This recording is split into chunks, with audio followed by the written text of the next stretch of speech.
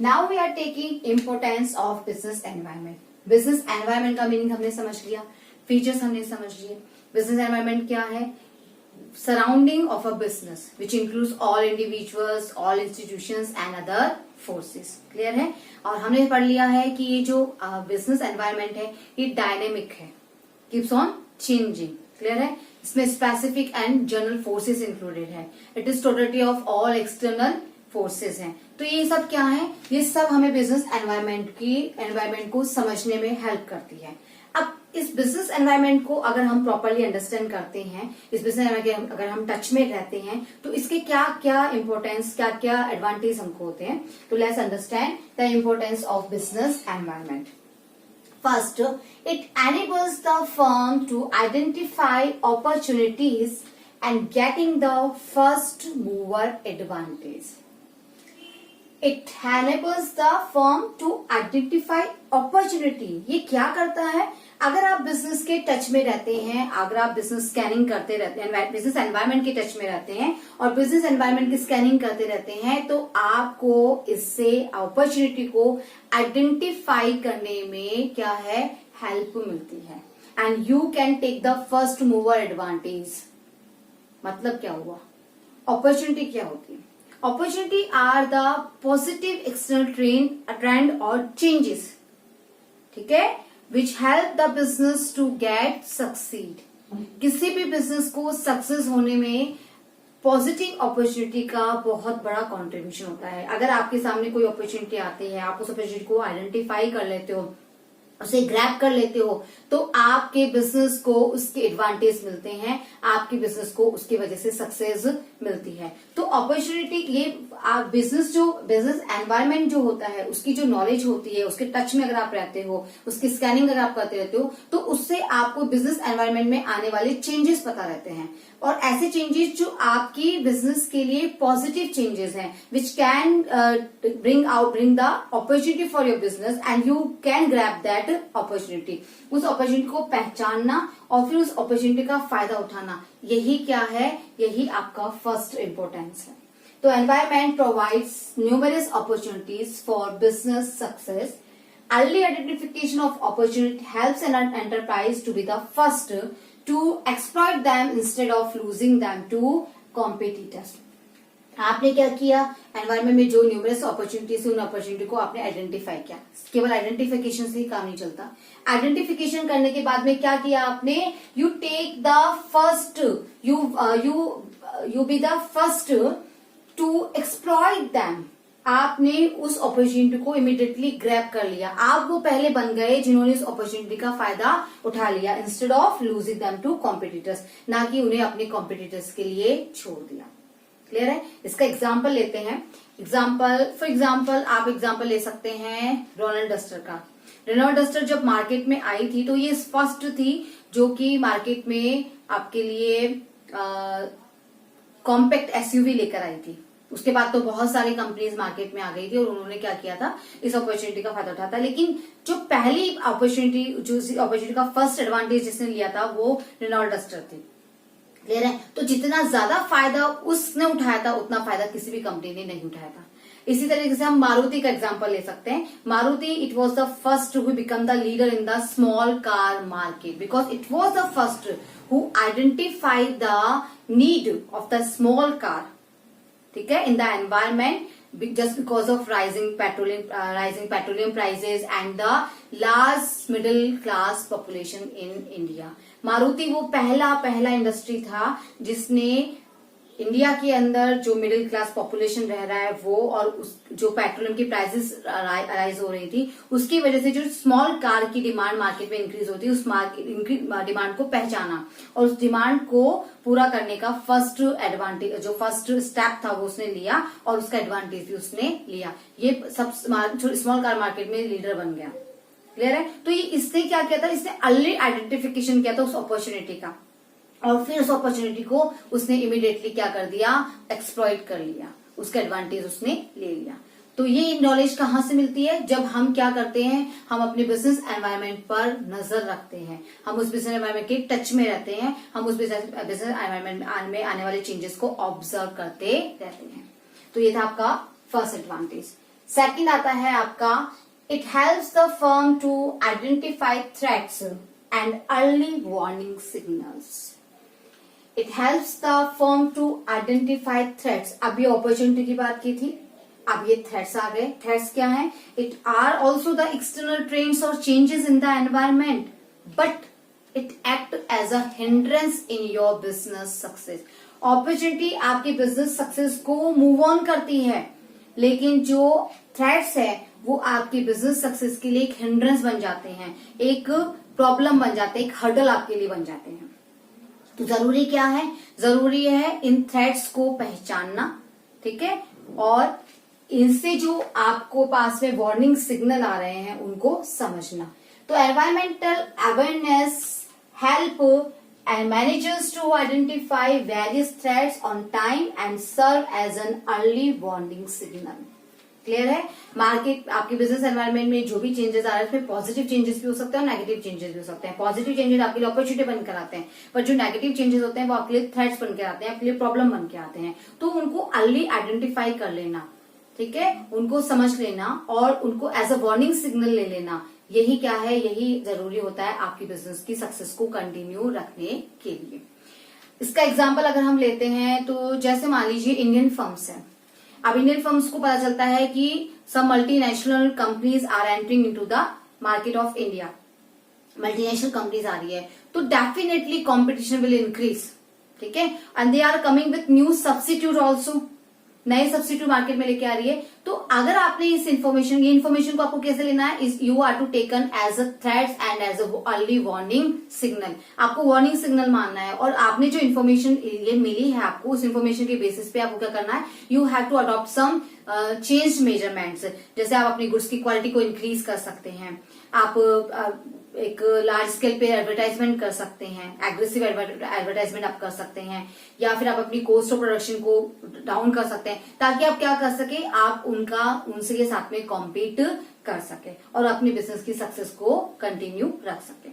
इसी तरीके से एग्जाम्पल हम ले सकते हैं, अगर आपको ध्यान हो तो पहले छोटे कैमरे हुआ करते थे, हम कोई भी पिक ले लेते थे, छोटे छोटे कैमरे से हुआ करते, हैंडी कैम हुआ करते थे, क्लियर है।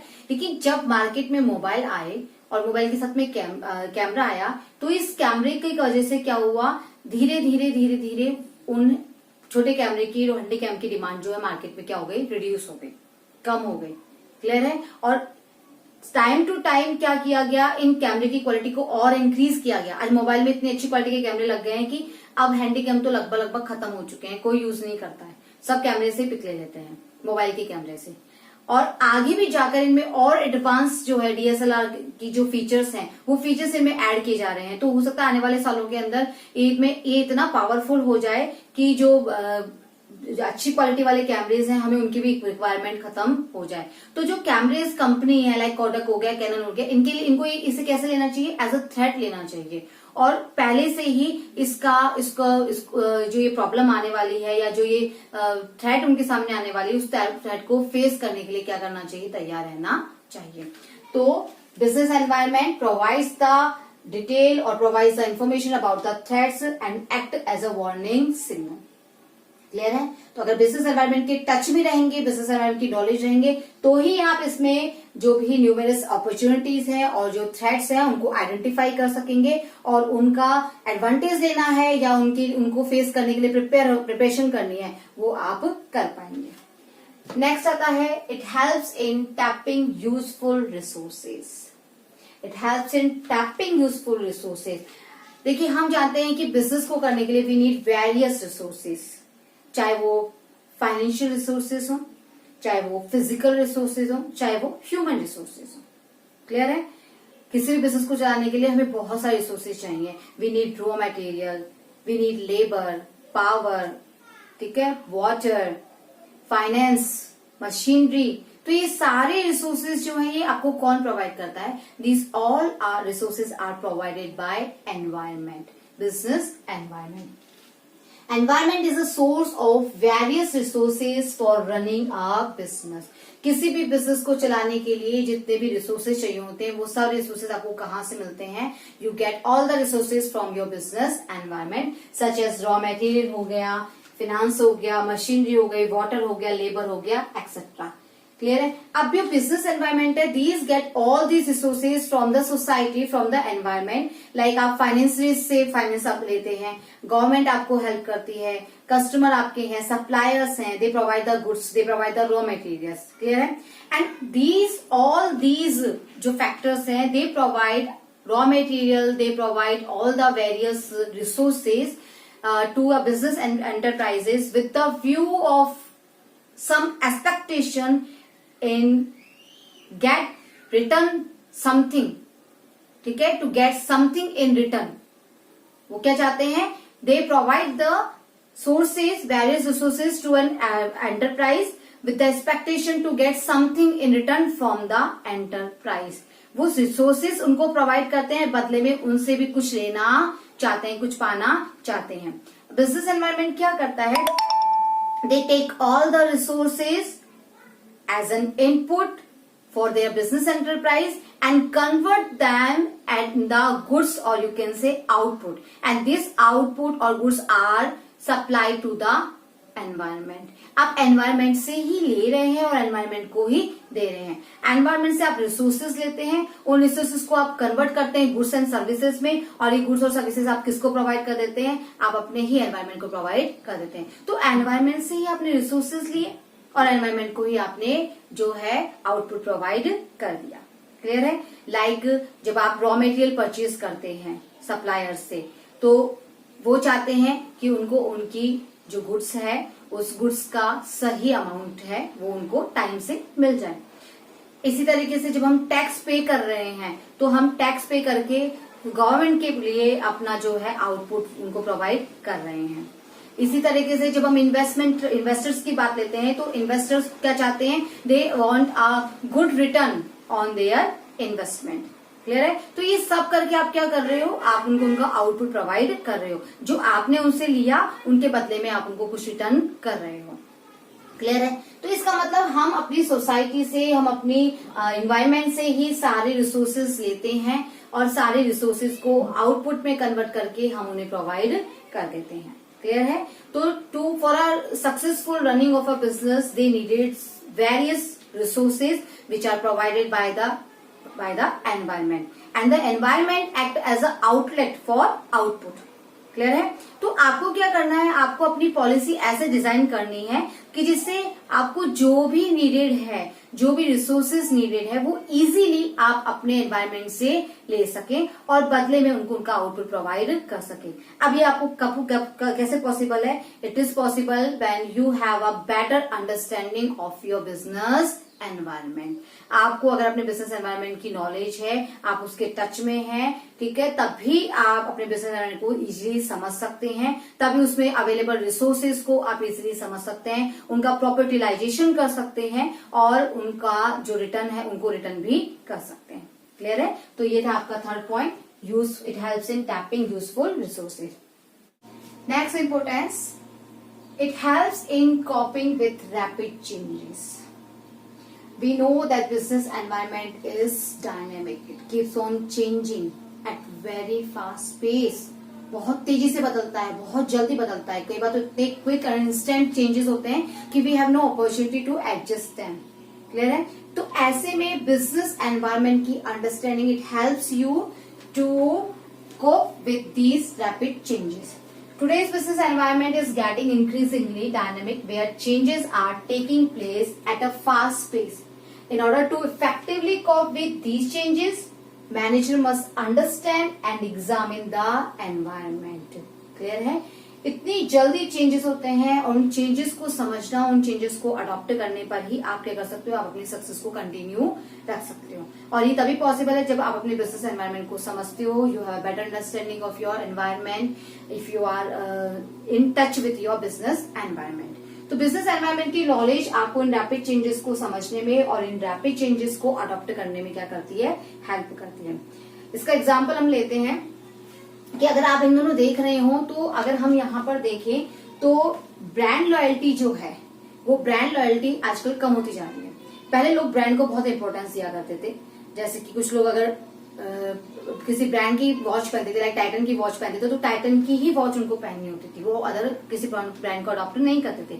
लेकिन आजकल ब्रांड लॉयल्टी बहुत कम हो गई है। आजकल हमें अगर कोई good quality key thing reasonable price पे मिल जाती है तो हम वो लेना पसंद करते हैं। हम आजकल ब्रांड के लिए कॉशियस नहीं है। अब इस बात को किसने समझा? इस बात को सबसे पहले समझा आदित्य बिरला ने। आदित्य बिरला के अगर फैशन रिटेल में जाएंगे तो वो कितने सारे उसके ब्रांड आते हैं। पीटर इंग्लैंड उसका आता है, एलन सोली उसका आता है, वेनुसन उसका आता है, ठीक है। तो इस सारे जो ब्रांड्स हैं वो आदित्य बिरला के आते हैं। क्लियर है? अब लोग क्या कर रहे हैं, उसने इस बात को समझा कि लोग जो हैं वो एक ही एक ब्रांड को पहनकर या तो बहुत ज्यादा बोर हो जाते हैं, या फिर आजकल लोग ब्रांड को कम इंपॉर्टेंस देके क्वालिटी प्लस प्राइस को जो है वो इंपॉर्टेंस देने लगे हैं। तो उन्होंने इस चीज को समझा और इस चीज को समझ के उन्होंने अलग अलग तरह के ब्रांड जो स्टार्ट किए। अब ब्रांड कोई भी खरीदो, पैसा तो किसके पास जाएगा? आदित्य बिरला के पास में। क्लियर है? तो इस चीज को आदित्य बिरला ने समझा और इस चीज का एडवांटेज उन्होंने लिया। क्लियर है? तो ये था हमारा नेक्स्ट हमारा helping it helps us with cope with rapid changes. Now next is it helps in assisting in planning and policy formulation. It helps in assisting planning and policy formulation. Her business को क्या करनी पड़ती है? Planning करती है। First function of business management. पहला ही काम हमारा प्लानिंग करना होता है, ठीक है। और प्लानिंग करते हैं तो हम क्या करते हैं? हम पॉलिसी फॉर्मुलेट करते हैं। अब प्लानिंग करने के लिए या पॉलिसी फॉर्मुलेट करने के लिए भी हमें क्या करना पड़ता है? अपने बिजनेस एनवायरमेंट को स्कैन करना पड़ता है, क्योंकि we know that business environment has both opportunity and threats. दोनों बिजनेस एनवायरमेंट में मौजूद हैं। तो उन अपॉर्चुनिटी को आइडेंटिफाई करके उनको ग्रैब करना और थ्रेट्स के लिए अपने आप को प्रिपेयर करना और उसके अकॉर्डिंग प्लानिंग करना, इन सब में भी कौन हेल्प करता है आपको? आपकी नॉलेज ऑफ बिजनेस एनवायरमेंट करती है। Since environment is a source of both opportunities and threats, its understanding and analysis can be basis for deciding the future course of action और training guideline for decision making. आप क्या कर सकते हो? आप अपने बिजनेस एनवायरमेंट को scan करके अपना स्वॉट एनालिसिस कर सकते हो। आप अपनी स्ट्रेंथ समझ सकते हो, आप अपनी वीकनेस समझ सकते हो, अपॉर्चुनिटी देख सकते हो, थ्रेट्स को पहचान सकते हो, और इन सब की नॉलेज रख के आप क्या कर सकते हो? आप अपने लिए प्लानिंग कर सकते हो, पॉलिसी फॉर्मुलेट कर सकते हो और अपने लिए एक suitable future course of action decide कर सकते हो, so that you can attain your objectives in a expected manner। कि आपने जो भी डिसाइड किया है, जो भी ऑब्जेक्टिव्स आपने डिसाइड किए हैं, उन्हें आप उन ऑब्जेक्टिव्स को अचीव कर सको। नेक्स्ट, इट हेल्प्स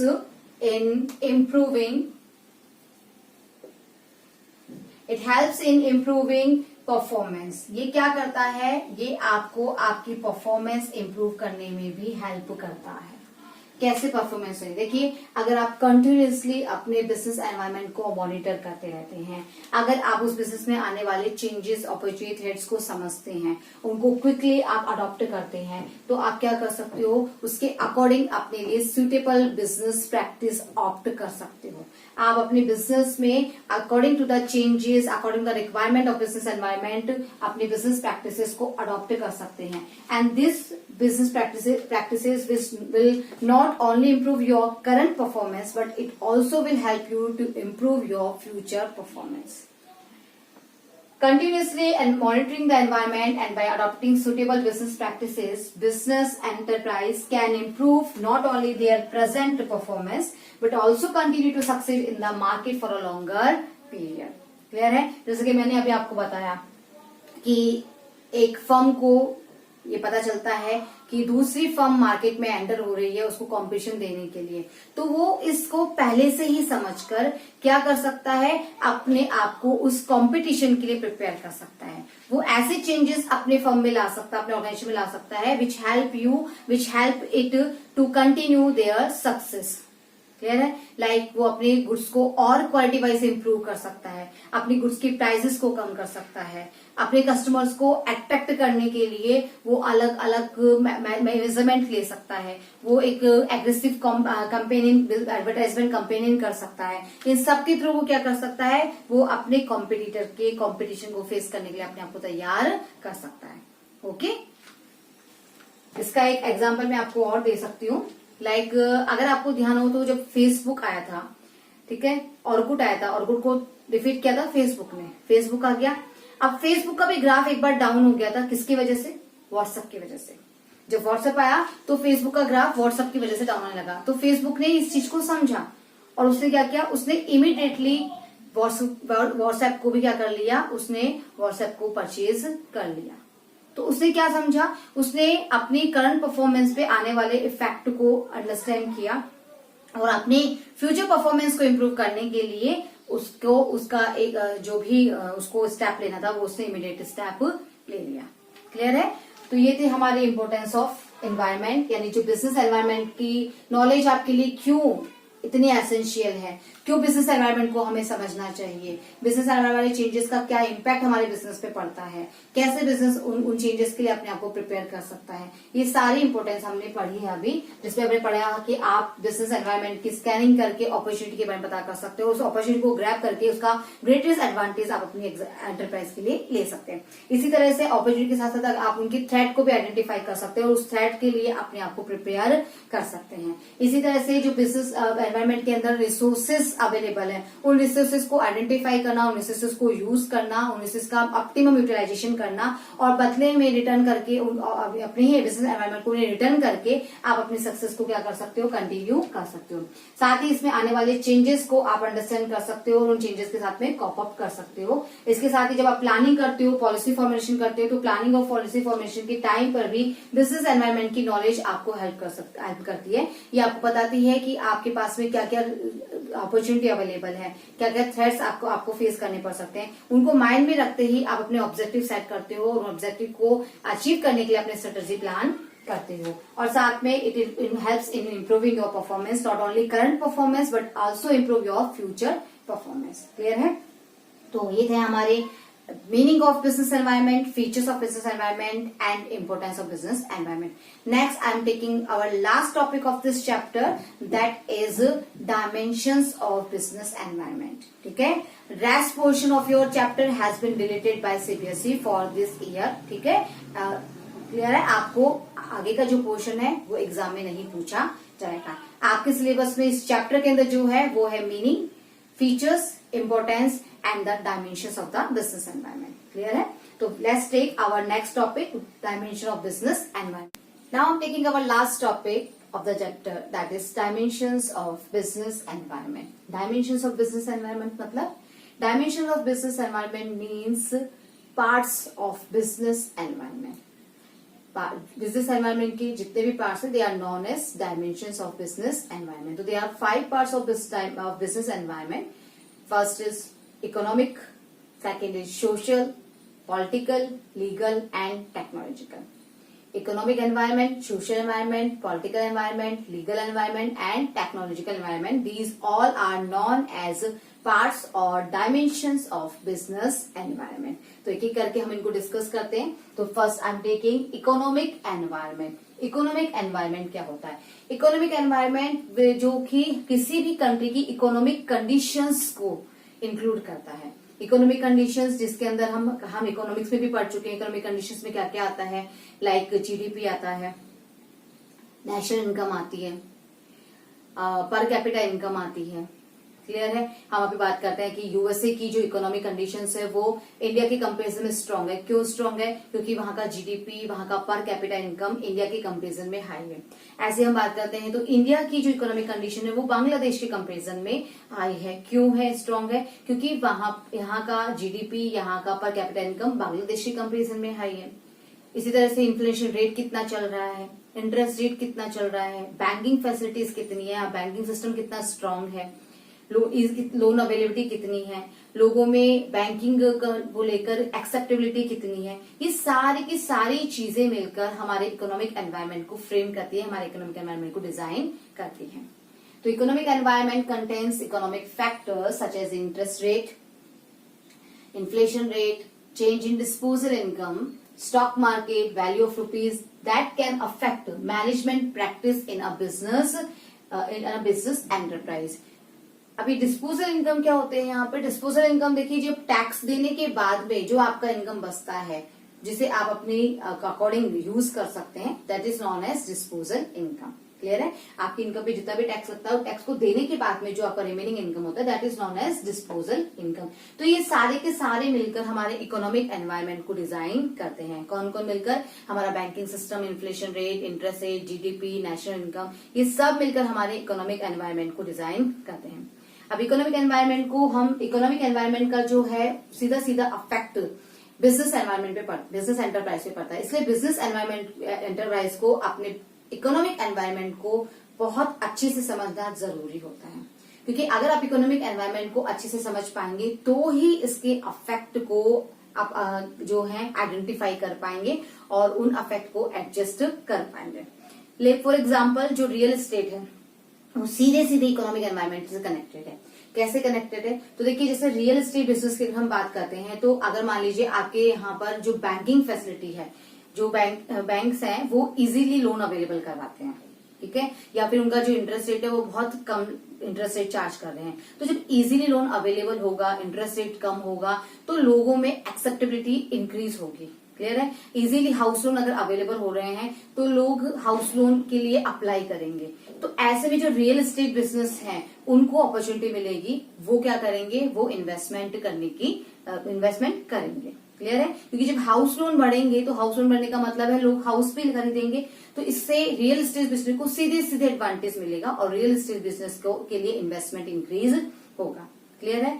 इसी तरीके से अगर हम देखते हैं कि हमारे देश में इलेक्ट्रॉनिक आइटम्स, एसी है, फ्रीज है, ठीक है, टीवी है, इनकी डिमांड इंक्रीज हो रही है। क्यों इंक्रीज हो रही है? क्योंकि अब वो इजीली ईएमआई पर अवेलेबल हो रहे हैं। आपको कुछ नहीं करना होता है, आप 0 डाउन पेमेंट पे भी मिल जाता है। हमें सिर्फ क्या करना है, हमें तो अपनी इनकम का एक छोटा सा पार्ट जो है वो एवरी मंथ डिडक्ट करना है, और हमारे पास एक तो हमें एक साथ इन्वेस्टमेंट करना पड़े और एक हमें छोटी छोटी इंस्टॉलमेंट पे पैसा देना पड़े। तो इसकी वजह से क्या हो रहा है, इलेक्ट्रॉनिक आइटम्स जो है, इलेक्ट्रॉनिक बिजनेस एंटरप्राइजेज हैं जो उनकी डिमांड इंक्रीज हो रही है। तो ये किसकी वजह से हो रहा है? क्योंकि यहाँ पर इजीली लोन अवेलेबल फैसिलिटी है।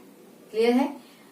तो ये है हमारा इकोनॉमिक एनवायरनमेंट। तो इकोनॉमिक एनवायरनमेंट को समझना बहुत ज्यादा जरूरी है, क्योंकि इकोनॉमिक एनवायरनमेंट को आप समझेंगे तभी आप इसके अफेक्ट को जान पाएंगे और समझ पाएंगे और अपने बिजनेस को उसी अकॉर्डिंग एडजस्ट कर पाएंगे, उसमें आने वाली अपॉर्चुनिटी का फायदा उठा पाएंगे और उसमें आने वाले थ्रेट्स को समझ पाएंगे। क्लियर है? Next I am taking our social environment. Social environment क्या होता है? सोशल एनवायरनमेंट जिसमें trends of society, values of society, their custom, traditions, lifestyle, their working culture, ये सारी की सारी चीजें मिलकर हमारे सोशल एनवायरनमेंट को डिजाइन करती हैं। Social environment includes the social forces like customs and traditions, values, social trends, society's expectations from business, etc.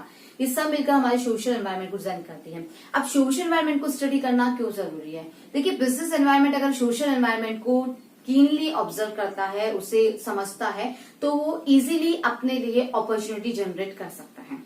For example, अगर हम बात करें हमारे इंडिया में दिवाली फेस्टिवल की, तो हम जानते हैं कि हमारे यहाँ पर दिवाली फेस्टिवल जो है या ईद का फेस्टिवल है वो एक लार्ज स्केल पर सेलिब्रेट किया जाता है। तो दिवाली फेस्टिवल पर इतनी सारी चीजों की डिमांड जो है मार्केट में बढ़ जाती है। लाइक चॉकलेट्स की डिमांड बढ़ जाती है, स्वीट्स की डिमांड बढ़ जाती है, क्लोथ्स की डिमांड बढ़ जाती है, डेकोरेटिव आइटम्स की डिमांड बढ़ जाती है, पैकेजिंग मटेरियल की डिमांड बढ़ जाती है, ड्राई फ्रूट्स की डिमांड बढ़ जाती है। तो there are lots of opportunity. तो जितनी ज्यादा अपॉर्चुनिटी, बिजनेस अपॉर्चुनिटी हमें दिवाली के टाइम पे मिलती है, वो अपॉर्चुनिटी हमें और किसी ओकेजन पे इतनी नहीं मिलती है। लेकिन अगर यूएसए की बात करें तो यूएसए में दिवाली पर ऐसी कोई डिमांड नहीं होती है, पर यूएसए में क्रिसमस पर ये सारी अपॉर्चुनिटी जनरेट होती है। तो वहां पर क्रिसमस लार्ज स्केल पे सेलिब्रेट किया जाता है, तो यहाँ पर दिवाली, वहां पर क्रिसमस पे आपको अपॉर्चुनिटी में से मिलेंगी, तो यहाँ पर आपको दिवाली पे बिजनेस अपॉर्चुनिटी मिलेगी। तो ये किसकी वजह से? ये सोशल कस्टम एंड ट्रेडिशंस की वजह से है। क्लियर है? इसी तरीके से अगर आप सोशल ट्रेडिशन को अच्छे से समझना चाहें तो देखिए, हम गूगल का एग्जाम्पल ले सकते हैं। जब गूगल स्टार्टिंग में आया था तो गूगल ने अपने एडवर्टाइजमेंट इंग्लिश में किए थे, लेकिन अब आप देख रहे होंगे गूगल के एडवर्टाइजमेंट जो है हिंदी में आ रहे हैं। ऐसा क्यों हो रहा है?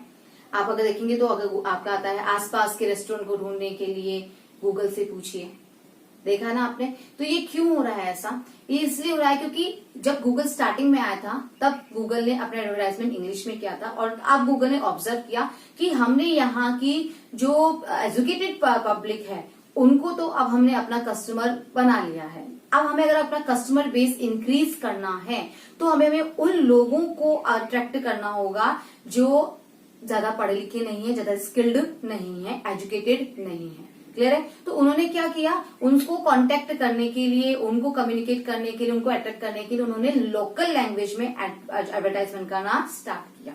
क्लियर? और उसमें भी वो किस पे फोकस कर रहे हैं?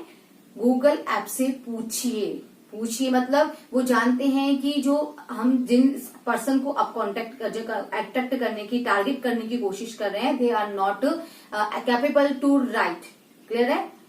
But at least they can speak, बोल तो सकते हैं। तो इसलिए उन्होंने इस पे फोकस किया कि जस्ट गूगल से पूछिए, ताकि आप बोलकर अपना जो भी आपका है वो आप गूगल को बता सके, यूज कर सके।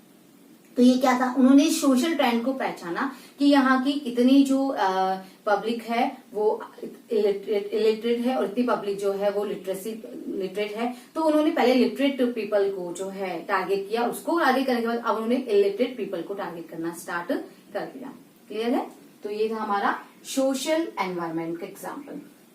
Next I am taking technological environment. देखिए ये जो डायमेंशंस ऑफ बिजनेस एनवायरमेंट का हम टॉपिक पढ़ रहे हैं, that is very very important topic from the examination point of view. At least one case study इसमें से डेफिनेटली आती है, 100% आता है इसमें से क्वेश्चन। आपको एक केस स्टडी जरूर पूछेगा बिजनेस एनवायरनमेंट को लेकर, किसी भी एनवायरनमेंट के लिए आपको वो केस स्टडी फ्रेम करके दे सकता है। आपको आइडेंटिफाई करना होगा कि इसमें कौन से डायमेंशन की बात चल रही है। क्लियर है? Next I am taking technological environment. Technological environment क्या है? It includes forces related technological environment, जिसमें हम अपनी ऑर्गेनाइजेशन एक्टिविटी को कंडक्ट करने के लिए new method, new techniques develop करते रहते हैं, रिसर्च करते रहते हैं, इनोवेशन करते रहते हैं। ये सभी क्या है, आपका टेक्नोलॉजिकल एनवायरनमेंट का पार्ट है। तो technological environment includes scientific improvements and innovation which provides new ways of producing goods and services and new methods and techniques of operating a business। इसका एग्जांपल हम ले सकते हैं 4G। जो 4G मार्केट में आया तो 4G के मार्केट में आते ही 3G हैंडसेट की डिमांड क्या हो गई, जीरो हो गई। तो अब जितनी भी ऑटोमोबाइल्स जितनी भी हमारी टेलीकॉम कंपनीज हैं उनको क्या करना है, अब उनको 4G हैंडसेट की डिमांड मार्केट में इंक्रीज होगी, तो उसके अकॉर्डिंग ही उन्हें जो है प्रोडक्शन स्टार्ट कर देना होता है। क्लियर है? अब 5G भी आने वाला है, तो 5G के आते ही 4G हैंडसेट की डिमांड जीरो हो जाएगी। तो ये क्या है, टेक्नोलॉजिकल डेवलपमेंट ही है। टेक्नोलॉजिकल डेवलपमेंट की वजह से क्या हो रहा है, और हमें आगे जो है अपॉर्चुनिटी डेवलप हो रही है। तो आपके बिजनेस पे क्या इम्पैक्ट पड़ रहा है? अगर आप 3G 4G ही हैंडसेट अगर बनाएंगे तो आपके लिए मार्केट में डिमांड बिल्कुल भी नहीं होगी। लेकिन अगर आप 5G हैंडसेट आपने समझा, आपने देखा कि जो चेंजेस आ रहा है उस चेंजेस को आपने समझा और अडॉप्ट किया और 5G हैंडसेट आपने प्रिपेयर करना स्टार्ट कर दिया, तो फिर आपके लिए जो है मार्केट में डिमांड अवेलेबल होगी। क्लियर है? इसी तरीके से एग्जांपल ले सकते हैं इंटरनेट का। आजकल इंटरनेट की प्रेजेंस जो हो गई है वो कंपलसरी हो गई है। इंटरनेट के बिना हमारा कोई भी काम नहीं होता है। आज हम ये ऑनलाइन इंटरेक्शन कर रहे हैं, ये भी इंटरनेट की देन है। क्लियर है? तो इंटरनेट की डिमांड हर फील्ड में हो चुकी है। छोटे छोटे काम करने के लिए अब हमें इंटरनेट की रिक्वायरमेंट होती है। किसी के बारे में सर्च करना है, तुरंत हम इंटरनेट के ऊपर जाते हैं और उसके बारे में सर्च कर लेते हैं। आने वाले समय में इलेक्ट्रिसिटी कार जो है इंट्रोड्यूस होने वाली है। क्लियर है? तो आने वाले समय में पेट्रोल की जो प्राइसेस राइज हो रही हैं उसको देखते हुए और पेट्रोल की डिमांड को कम करने के लिए, इन सब के लिए हम इलेक्ट्रिसिटी कार मार्केट में लेकर आने वाले हैं। तो ये जो इलेक्ट्रिसिटी कार आ रही हैं, ये भी क्या है, ये भी टेक्नोलॉजिकल डेवलपमेंट का, टेक्नोलॉजिकल एनवायरमेंट का एक एग्जाम्पल है। Okay, next I am taking political environment. Political environment क्या होता है? पॉलिटिकल एनवायरमेंट का मतलब होता है कि आपकी जो गवर्नमेंट है, ठीक है, which is ruling on your country, उसका एटीट्यूड क्या है, उसका विजन क्या है, ठीक है, उसकी अकाउंटेबिलिटी टूवर्ड्स पब्लिक क्या है, पब्लिक में उसकी एक्सेप्टेंस कितनी है, ये सब मिलकर आपकी पॉलिटिकल एनवायरमेंट को क्रिएट करती है। Political environment includes political conditions such as general stability and peace in the country. Yes, political आपका जो political government है उसकी stability कितनी है, peace in the country कितनी है, ये सब चीजें involve होती है आपकी political environment पे।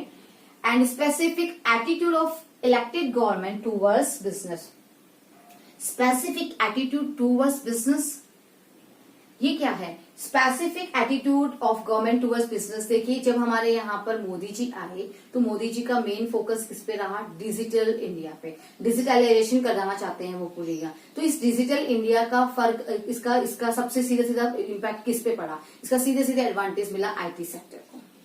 क्लियर है? सीधे सीधे आईटी सेक्टर को उसका फायदा मिलता है। ओके, इसी तरीके से विजन क्या है गवर्नमेंट का? विजन देखिए, जैसे कि अभी फिर एग्जांपल लेती हूँ, मोदी जी का जो विजन है वो है कि उन्होंने डिसाइड कर रखा है कि 2020 तक मुझे अपने जो किसान हैं उन किसान भाइयों की इनकम मुझे डबल करनी है। तो वो किस विजन को लेकर चल रही है? वो विजन इस विजन को लेकर चल रही है कि मुझे अपने जो ग्रामीण क्षेत्र के भाई हैं या जो हमारे फार्मर्स हैं, हमें उनको क्या करना है? उनको एडवांटेज पहुंचाना है। क्लियर है? तो ये विजन होता है गवर्नमेंट का। तो वो अपने कॉर्पोरेट सेक्टर के लिए उनका क्या विजन है, उनका क्या एटीट्यूड है, इसका सीधा सीधा इम्पैक्ट बिजनेस एंटरप्राइज पर पड़ता है। हमारी जो गवर्नमेंट है वो कॉर्पोरेट सेक्टर को क्या कर रही है? प्रमोट कर रही है। क्लियर है? तो कॉर्पोरेट सेक्टर को इसका फायदा पहुंच रहा है, कॉर्पोरेट सेक्टर का डेवलपमेंट हो रहा है, आईटी सेक्टर का डेवलपमेंट हो रहा है। तो ये क्या है? ये आपका पॉलिटिकल एनवायरमेंट है। Next and last, legal environment. Legal environment क्या होता है? लीगल एनवायरनमेंट में आता है कितनी फ्रीडम आपको आपका लीगल एनवायरनमेंट, आपका लॉ दे रहा है और कितना रेस्ट्रिक्शन वो लगा रहा है। ये मेनली इसके अंदर इंक्लूड होता है। जो वेरियस लेजिस्लेशन पास किए जाते हैं, लॉ बनाए जाते हैं, इनकम टैक्स लॉ हो गया, कंपनी लॉ हो गया, ये सब मिलकर आपके लीगल एनवायरनमेंट को डिजाइन करते हैं। तो it includes various legislation passed by the government, administrative orders issued by government authorities, court judgment as well as the decision rendered by various commissions and agencies at every level of the government, whether it is center, state or local। तो किसी भी government के द्वारा जो decision लिए जाते हैं, court के द्वारा जो डिसीजन लिए जाते हैं, ये सब हमारे लीगल एनवायरनमेंट को फ्रेम करते हैं। इसका सीधा सीधा एग्जाम्पल है आपके पास जीएसटी। जब जीएसटी मार्केट में लाया गया था तो जीएसटी वो लीगल एनवायरनमेंट का पार्ट है, जिसके अंदर हमने 20 इनडायरेक्ट टैक्सेस को मर्ज करके एक टैक्स में कन्वर्ट कर दिया था। क्लियर है? तो ये जीएसटी किसका है? लीगल एनवायरनमेंट का। अच्छा, मैं आपको क्लियर कर देती हूँ, जीएसटी लाना जो है वो लीगल एनवायरनमेंट का पार्ट है, लेकिन जीएसटी की जो रेट्स हैं डिसाइड करना वो इकोनॉमिक एनवायरनमेंट का पार्ट है। जीएसटी लॉ को लेकर आना वो लीगल एनवायरनमेंट है, जीएसटी की टैक्स रेट डिसाइड करना वो हमारा इकोनॉमिक एनवायरनमेंट का पार्ट है। क्लियर है? इसी तरीके से जब आपने देखा होगा कुछ समय पहले, कुछ सालों पहले क्या हुआ था, कोर्ट ने एक ऑर्डर पास किया था, एक लॉ पास किया था कि अब एसिड बेचने के लिए आपको लाइसेंस की रिक्वायरमेंट रहेगी, बिना लाइसेंस के आप एसिड नहीं बेच सकेंगे। तो ये भी क्या है? ये भी आपका लीगल एनवायरनमेंट है। क्लियर है? तो ये है हमारा लीगल एनवायरनमेंट। तो ये हमने आज dimensions of business environment discuss किए, जहां पर हमने डिस्कस किया economic environment which contains your economic conditions like interest rate, inflation rate, your rupee value of rupees, stock market conditions, banking system, all the things. Second, social environment, which includes social trends, social values, custom, traditions, working style, lifestyle of the people. Next, technological environment, it relates to scientific improvements, scientific research, developments, innovations, etc. Political environment include political conditions like attitude of government, vision of government, accountability towards public, acceptance of public. Clear है? Next and last, legal environment, which include the freedom or restrictions, freedom provided by the law or restriction imposed by the law, or various legislation passed by the government or passed by the court, etc. Clear है? तो ये है हमारे dimensions of business. Again I am saying this is very important topic from the examination point of view. So please आप इसको बहुत अच्छे से prepare करें और related case studies को आपको deeply study करें। क्लियर है? इसके साथ ही हमारा चैप्टर नंबर 3 बिजनेस एनवायरनमेंट भी कंप्लीट होता है और हमारी फर्स्ट बुक भी कंप्लीट होती है। Next we will start with our second book. Clear है? हम हमारी सेकंड बुक के साथ स्टार्ट करेंगे। फर्स्ट बुक हमने कंप्लीट कर ली है, जहां पे हमने अपने management, then principle of management and function of management, planning, organising, staffing, directing और कंट्रोलिंग, और last we study our business environment. Clear है? तो हमारी फर्स्ट बुक कंप्लीट है, अब हम सेकंड बुक के साथ स्टार्ट करेंगे। Okay, thank you so much.